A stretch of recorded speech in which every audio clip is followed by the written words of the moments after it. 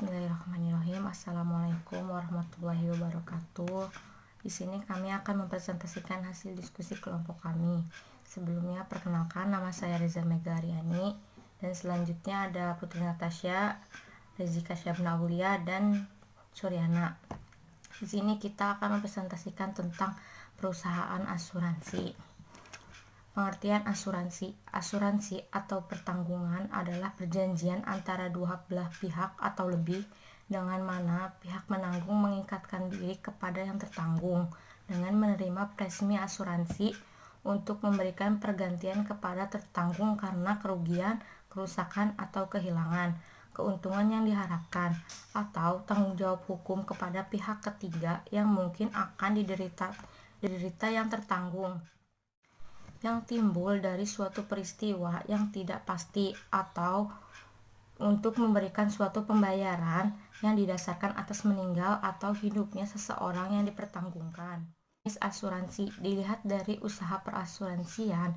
1. Asuransi kerugian non-life insurance. 2. Asuransi jiwa life insurance. Dan yang ketiga ada reasuransi.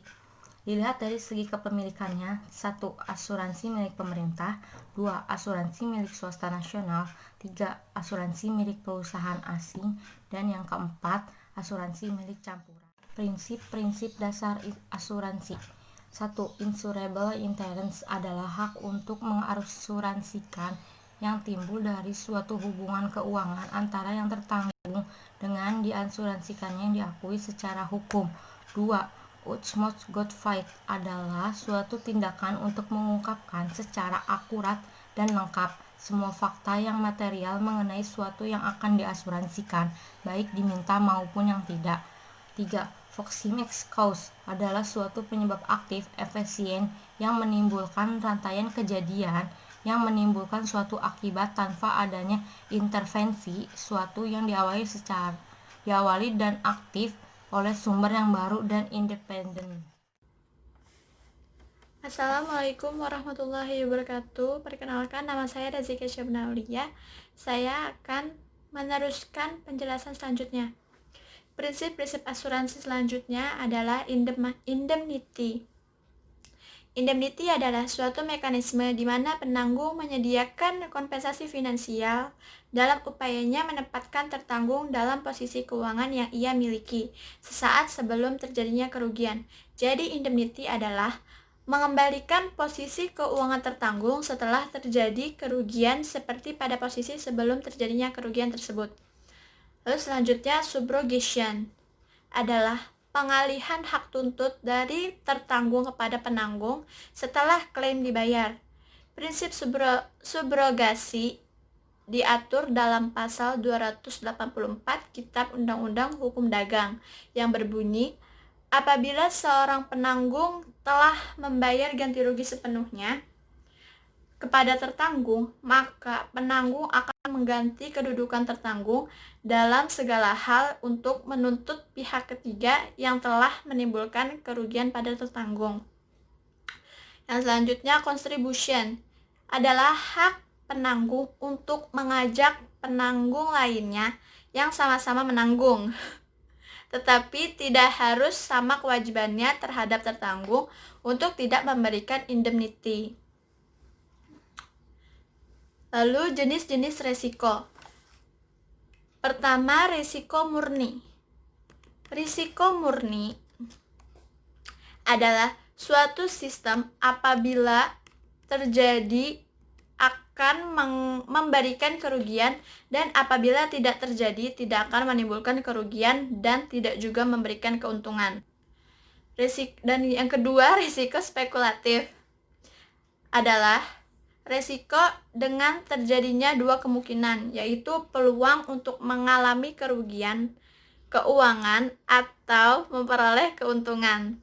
Dalam hal ini, kemungkinan terjadi kerugian atau keuntungan. Dan yang ketiga, risiko individu. Risiko individu dibagi menjadi 3 macam. Yang pertama, risiko pribadi adalah risiko kemampuan seseorang untuk memperoleh keuntungan akibat suatu hal seperti sakit, kehilangan pekerjaan, atau mati. Lalu risiko harta. Risiko kehilangan harta apakah dicuri, hilang, rusak yang menyebabkan kerugian keuangan. Dan yang terakhir, risiko tanggung gugat, yaitu risiko yang disebabkan apabila tidak menanggung kerugian seseorang dan kita harus membayarnya. Contohnya kelalaian di jalan yang menyebabkan orang lain terjebak dan harus mengganti kerugian tersebut. Sekian dari saya. Wassalamualaikum warahmatullahi wabarakatuh. Manfaat asuransi yang pertama ada rasa aman dan perlindungan. Polis asuransi berfungsi sebagai perlindungan sehingga menciptakan rasa aman bagi sang tertanggung. Yang kedua, pendistribusian biaya dan manfaat yang lebih indah. Yang ketiga, polis asuransi dapat dijadikan sebagai jaminan untuk memperoleh kredit. Yang keempat, ada berfungsi sebagai tabungan dan sumber pendapatan. Yang kelima, alat penyebaran risiko. Yang keenam, membantu meningkatkan kegiatan usaha. Polis asuransi. Polis merupakan sebuah bukti autentik yang berisi perjanjian antara pihak penyedia asuransi dan pihak pertanggungjawaban yang sah secara hukum. Polis asuransi memuat hal-hal berikut. Yang pertama, nama dan alamat tertanggung. Yang kedua, uraian risiko. Yang ketiga, jumlah pertanggungan. Yang keempat, jangka waktu pertanggungan. Yang kelima, besar premi, bea materai, dan lain-lain. Yang keenam, bahaya-bahaya yang dijaminkan. Yang ketujuh, khusus untuk polis pertanggung kendaraan bermotor ditambah dengan nomor polisi. Baik, saya akan membacakan premi asuransi. Premi asuransi merupakan suatu kewajiban seorang yang memakai jasa asuransi untuk membayarkan sejumlah uang kepada pihak penyelenggara asuransi secara periodik yang biasanya dibayarkan dalam jangka waktu setiap bulan. Perbedaan asuransi konvensional dan syariah. Perbedaan asuransi secara konvensional yaitu dibagi menjadi dua. Satu, asuransi konvensional mengemban misi keuntungan atau profit.